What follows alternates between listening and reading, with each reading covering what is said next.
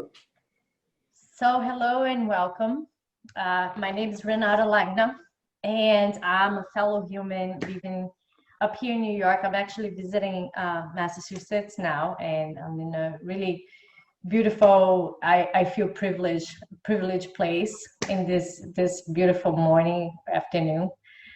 And welcoming all of you to spend some time with myself and my friend, teacher, inspiration, Patricia Morris. Patricia, tell them a little bit about you. Introduce yourself. Hi everyone, I'm Patricia Morris. I'm a yoga teacher, fellow human, very, very grateful to have met this lovely woman, Renata, and be inspired by her pretty much lately on a daily basis to seek our true nature of ourselves. And hopefully today will help you guys with that as well, with the topic of self-care. Thank you. The reason why we decided to do this gathering is because Patricia and I have been a companion to each other pretty much since COVID started. We were always attracted to each other, but now we have this kind of like buddy system that we always checking in and making sure that we have each other's back and we're just there to support each other, and that feels really good. Feels really good in the heart, feels really good in the soul. Then because of that, feels really good in the body. There is a magic that happens when you are around people that support you and enlightens you and inspires you, and just say that thing, that thing that Patricia does, that she says it, and it's like, oh God. So we created this weekly gathering that we call Conversations from the Heart.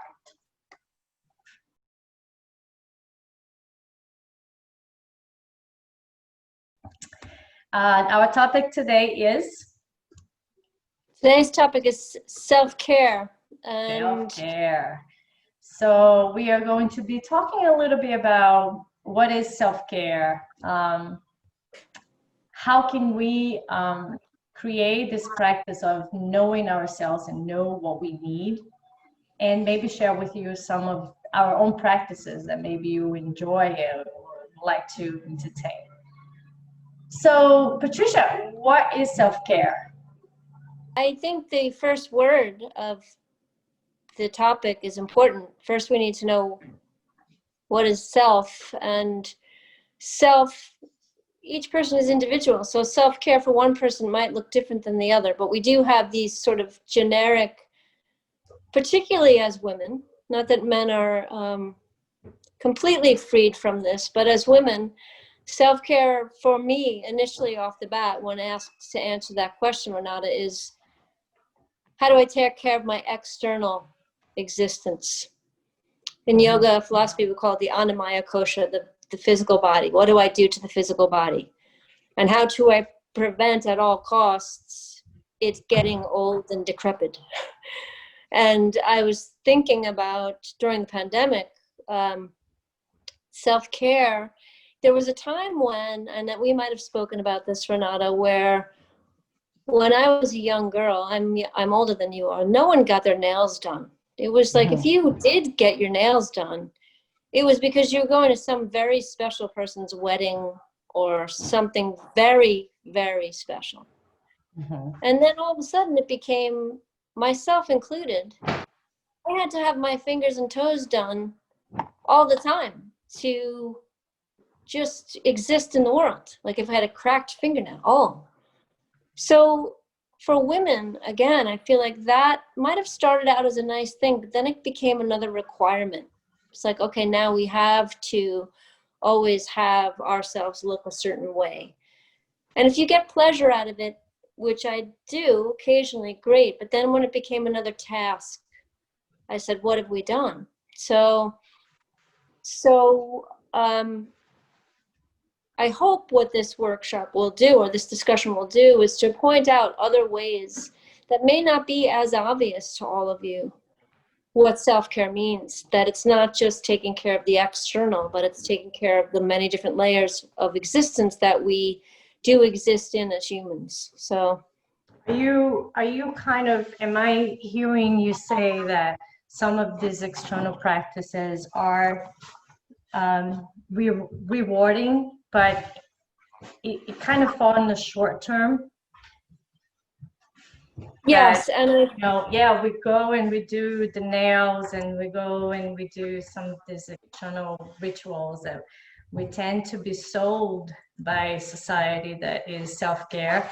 And this is something that, it's important for us to talk about because it's everywhere. It's even like, are you worthy this purse that is $7,000? Or, whatever it is that this beauty industry gets to, sell to us. So a lot of us subscribe to this, and it's very unconscious, isn't it? It's like following the trend. My friend is going through a bubble bath, and she said that this is self-love, so let me try. And there's nothing wrong with doing the nails or going to the bubble bath, but I think what I hear from you is that um, there is something missing, and is kind of referring back into that, what is the self that we're trying to care for. And I think what you're saying is that when it becomes unconscious, when it becomes, when the groove is there and it's not a conscious thought processes anymore about wanting to do it, but it's having to do it. I think that that's the difference. Like you said, there's nothing wrong with these things. It's just to what degree are we becoming almost like slave to them? Mm-hmm. Yeah, I feel one of the points that I wanted to make here, speaking from where I'm coming from. Yeah, I'm a very driven person. I have, passion, energy, and fire to pursue anything that and everything that, my mind takes me. And it's like, yeah, I love the challenge and let's do it. And by doing that for so long, I was thinking I was taking care of myself. And I can't tell you enough how rewarded by society I was because of how productive I was, how busy I was, how well known I became, or whatever the productivity is. And in that regard, I felt my ego. There was a part of me that really grew big and felt belonging. But there was also a part of me that was yearning for something deeper, that was longing, always longing for something different. And it wasn't until I stopped teaching completely that I fell into the space of surrender and softness. And I would say that was the utmost self-care that I have ever given to myself, ever, ever, ever in life. And there was softness, surrender. There was creating time to listen, creating time to be in nature, creating time to just really create an intention for being, like instead of being driven by what's next on my schedule, what do I have to do so that I can feel good about myself. I was like, no, how about if I can feel good right now? How about if I could just feel good right now? And that became a little bit of my practice. I don't wanna overpower. If you have something to say about this, Patricia, please go ahead. But I'm becoming very passionate to talk a little bit about this feminine side of us, which is what I'm talking about. The masculine, the patriarchal life that we live. It's at its end, actually, because we are understanding that we cannot continue to live the way we're living. And what I'm saying is a society or civilization that doesn't regard the feminine, it's not a society. It's not a civilization. It can be sustained. And when I say the divine feminine, I'm talking about the earth. I'm talking about the energy that lives within us. And most of the time when we get into that automatic pilot kind of mode, there is very little listening to that energy that's really primordial, but it's also very wise and is the part of the puzzle that I feel that we're missing. Now that we have to live life completely without any structure, but we have to create a balance, a marriage, and integrate the part of us that is always talking to us, whether it's longing or giving us insight or guiding us. We have to give time to listen to that. So that it's becoming part of my life. And that to me is self-care. When I notice that I am cranky, when I notice that I am not kind to others, even in my thoughts, is because I'm abandoning this part of me. It's because I'm violating, the part of me that's saying, listen, be here now. And going back to the self, tell me something, Patricia, about the self. What is this self that we're caring for so much in the tradition, in the Bhagavad Gita, or in the scriptures that we study so much? What is that? Well, I mean, I love that text very much, and I love it in its simplicity that it explains to us what is the true nature of the self with the capital S. And, one of my favorite lines in there in the Bhagavad Gita is that idea of, well, first of all, it's God talking to, let's just say it's modern day, God speaking to a person who's in the army or in the Navy or something about, he's going to teach them what is yoga. So in the Bhagavad Gita, it suggests that this body we are talking about, the body that gets the nails done and buys the bag and all of what we spoke about, is not the true nature of who we are. That, in fact, Krishna says to Arjun, oh, it's like an old shirt. When you're done with it, you just toss it into the Goodwill box and get another one. Essentially, who we are is unchangeable. And if you're Christian, you have this concept of the soul and the body. If you believed in Jesus Christ, he rose again. His soul never changed. And what's nice about this is that in science, it's the same. Energy cannot be made or destroyed. It's the same. It can only transform into something else. So this is the self that we are hoping that you all can try to start to tap into. And it can be, Renata and I have wonderful conversations about, having a good friend. I hope you all have one, that we can talk about fear. And we can say, if you're new at this game and you're afraid to strip away the external, which this pandemic did for most of us, I'm with you. The first time 20 years ago, someone suggested I meditate, I was busy. I had something else to do because it scared me. And one of my teachers, Renata, and I also talked about this, that one of my very first yoga teachers would have a mantra that she would say constantly, I am not the body or the mind. I am not the body or the mind. And I would sit there thinking as a 19-year-old young person, well, then what am I? Because I didn't know anything else except to be driven by this. So hopefully we can provide you some techniques that make that inquiry a little less frightening into what is the unchangeable part of who I am. Oh, I love that. Yeah, and Renata, if I may, stem that to, without that ability to try occasionally, maybe once or twice a week, even if we don't have the capacity to do the listening because there's all too much stuff in the way. So in one of the techniques of Ashtanga yoga is pratyahar. Take time to withdraw your senses. Go to Massachusetts, be in the woods, walk barefoot, do the things that you do to withdraw from the external, to accumulate the energy that's necessary to then go back out there, be a good mom, be a good daughter, whatever it is you do. So Patricia, there was so much in what you said that, in this small period of time, you touching various things. One was fear.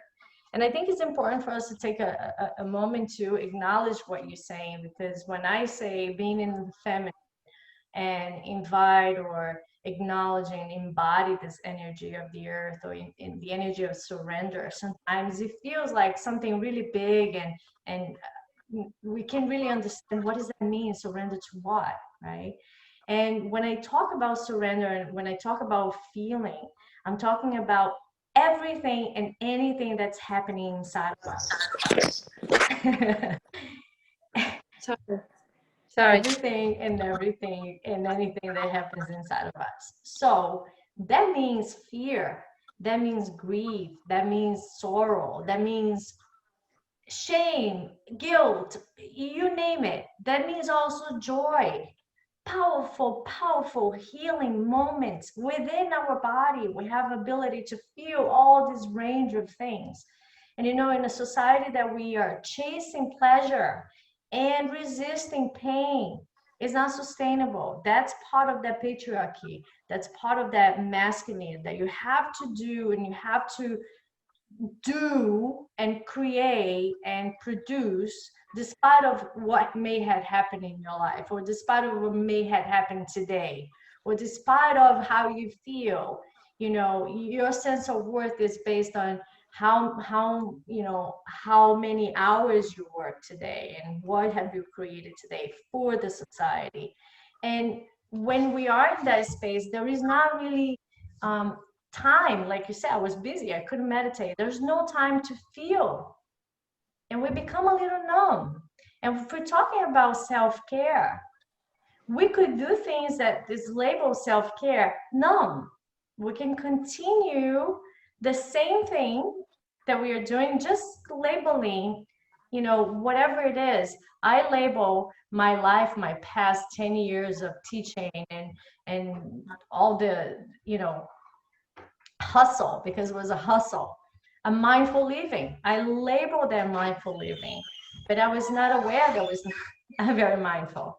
And so it's important for us to understand that feeling has to do with all that there is.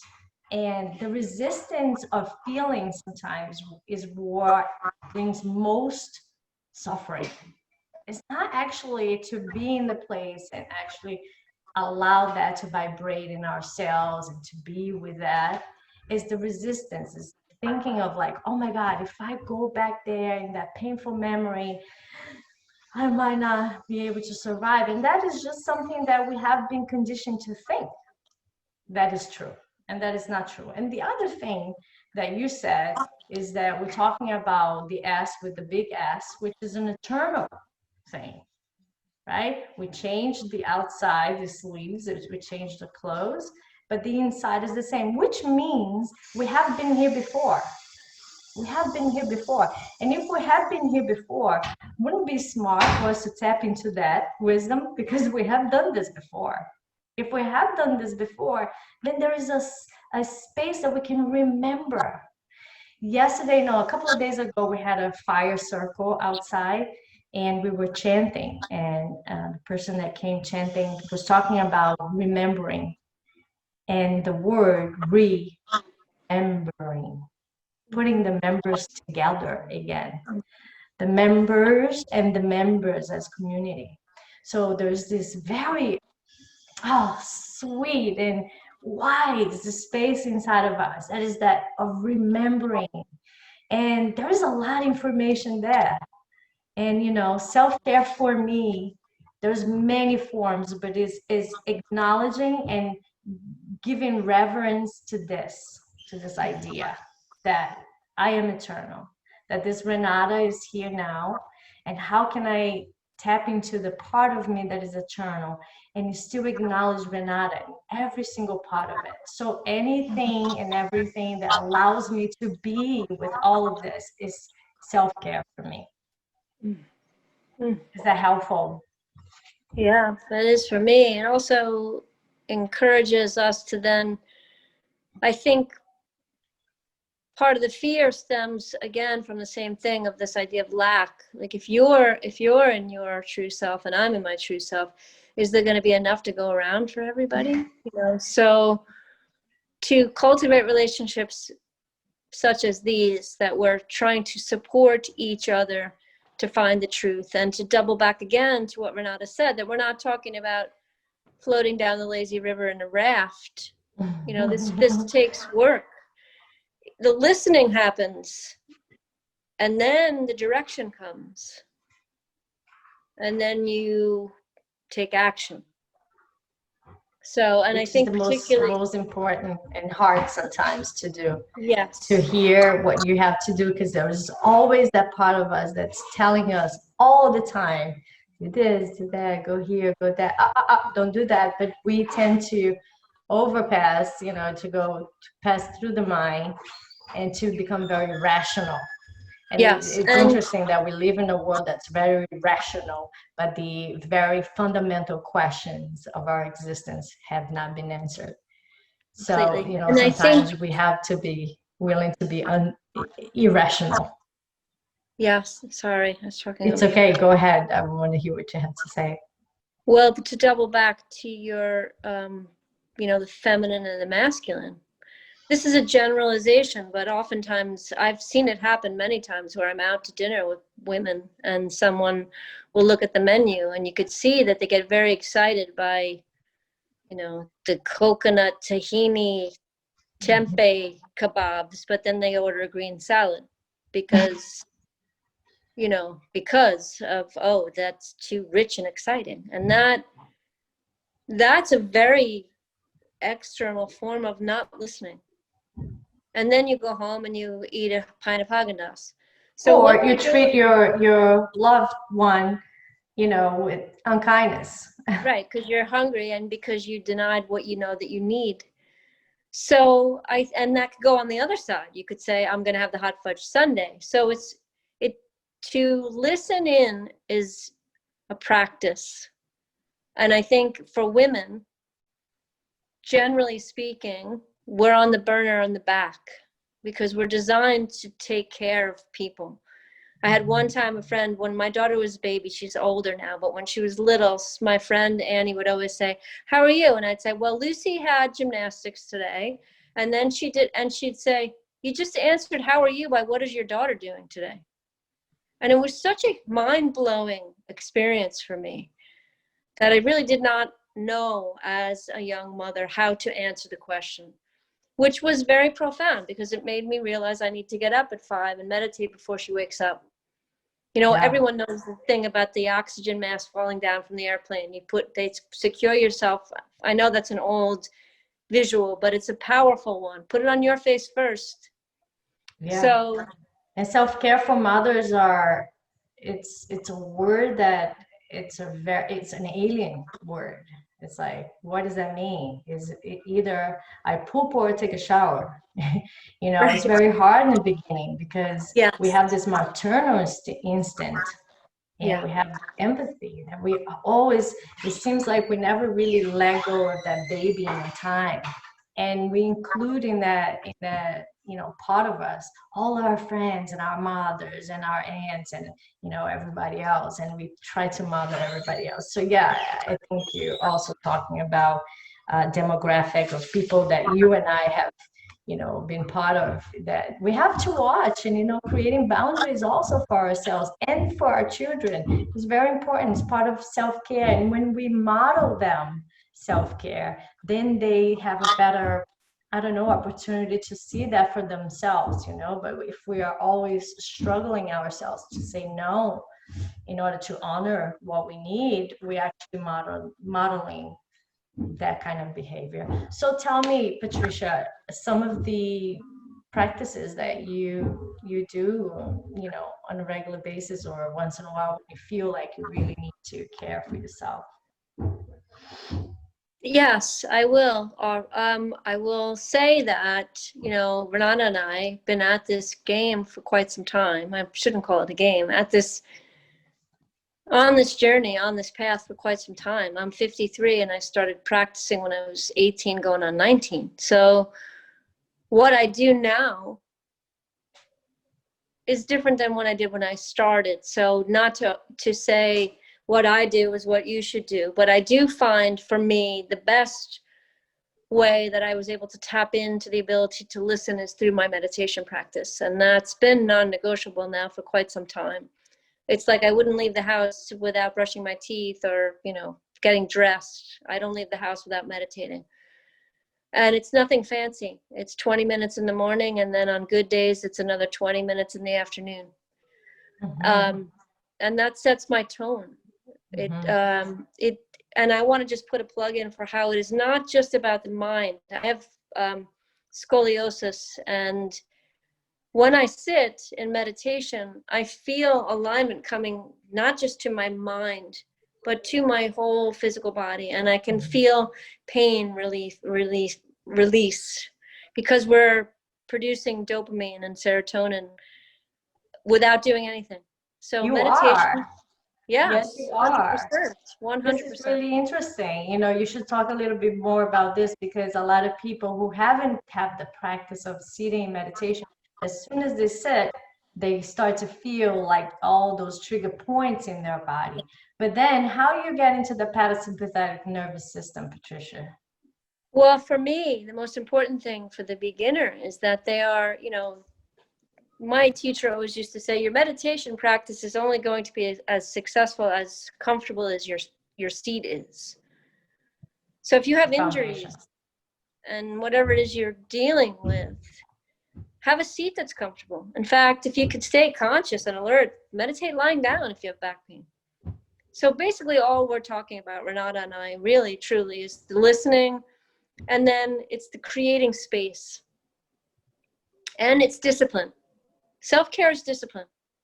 It really, truly is. And so it's creating a space. And if that's not floating your boat at this point, another wonderful thing, really all these techniques are designed to clean out the cobwebs in the mind. So if you're not going to sit tomorrow morning when you wake up, then take a piece of paper and a pen, which I have right here. If I did all the things that I love, I wouldn't get out of the house until 1 o'clock in the afternoon. So I have to pick and choose. But a wonderful woman called Julia Cameron wrote a book called The Artist's Way. And within it, she suggests what she calls morning pages. 20 minutes in the morning, 3 pages, stream of conscious, nothing censored. Just, I hate my husband, or I love my husband, or I hate my kids, or I love my kids, or drain the filing and everything. And then you can also do that at the end of your day. And then lastly, because I feel like I'm talking too long. No.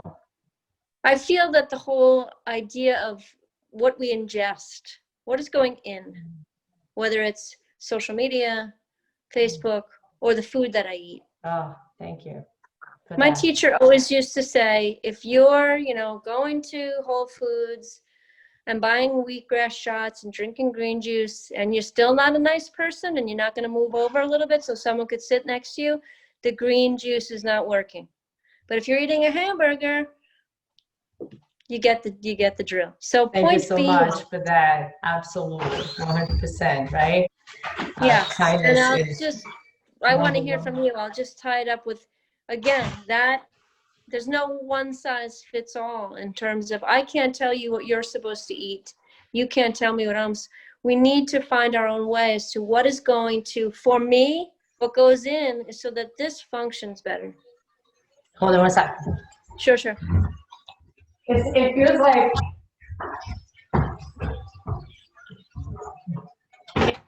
we're being so challenged with technology, John, noise, everything. Oh no, please don't tell me I lost you. Oh no, I'm here. We're being challenged with noise and everything. I'm gonna speak to that. So you were saying, repeat the last thing you were saying.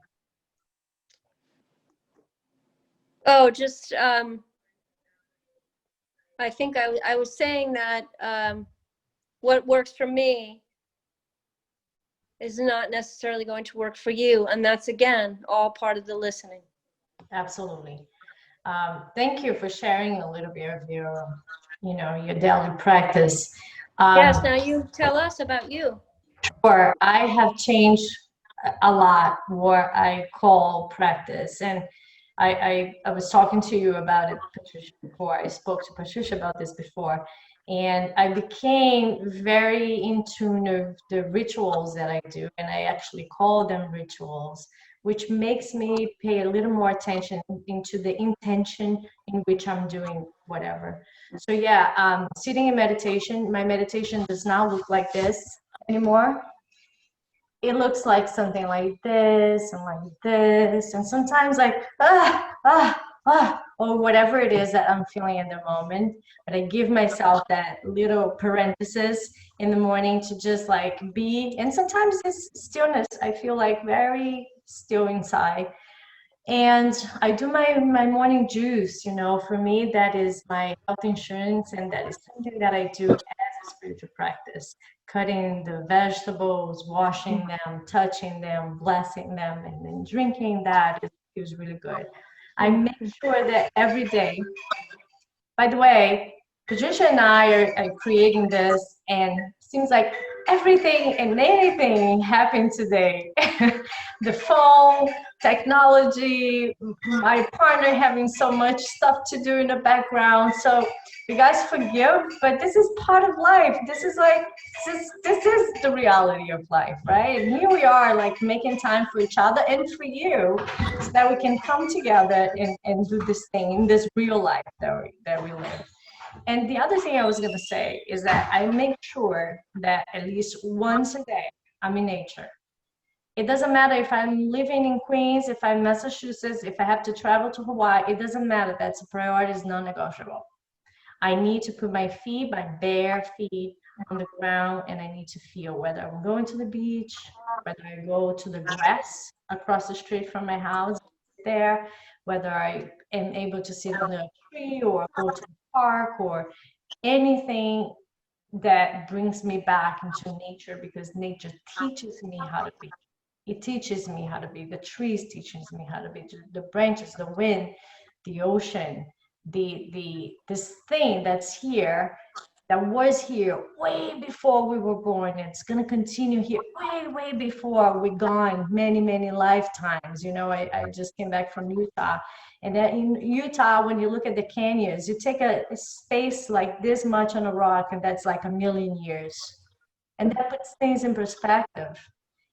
This is 1,000,000 years, and you can see the layers of the atmosphere, and you realize like there is something much bigger than paying the mortgage and driving kids around. It's got to be something, and what is that? It's very exciting. And so, yeah, this is part of my practice. I dance, I drum, I sing a lot, and that's how I allow myself to just soften and be. Beautiful. So to close this, Patricia, what have you been up to these days? Are you doing any privates? Are you offering anything? Because I know people one of the reasons why I wanted to bring Patricia out is because she always has been such an inspiration for me, and talking to her has been so enlightening. And I feel like so many of us wants to hear more about Patricia, wants to be in this space with Patricia. So Patricia, are you doing any counseling? Are you doing any privates? What have you been up to? Well, first of all, thank you, because I feel like Renata for me has been such an inspiration to push me lovingly. Pushing is not a good word. Nudge me.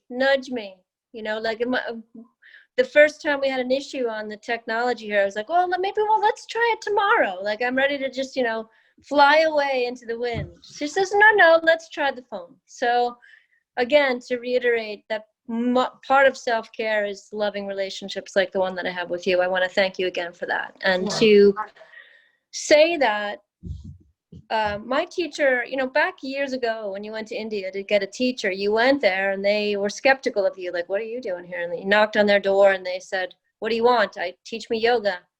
Okay, great. They'd give you a little pranayama exercise and a sun salutation, and then you'd go home. And then if you came back the next day, they'd say, oh, maybe this man or woman is serious. So the prescription in early yoga, asana anyway, and pranayama was personal. It was Renata transmitting what she knows to me. and me taking it or not taking it. So my greatest joy is doing therapeutic yoga privately with people. And the good news about it is it's the same as the whole self-care. If I go to the doctor and they have that little intake and they take my intake and Renata's intake and they hand us the same prescription, someone's not going to get well. Absolutely. The prescription is different. So in the context of a private yoga session, it can be whatever you need and whatever you want, with the premise that the treatment, the therapy is the same. It's the tools of yoga. So I've been blessed. There's not too many pathologies that I have not dealt with, from traumatic brain injury to cancer, to lymphoma, to multiple sclerosis, to Parkinson's disease, to depression and anxiety. And it's my greatest joy to watch the tools of this practice manifest themselves in healing for people, in conjunction with whatever else it is that they need to do for their health.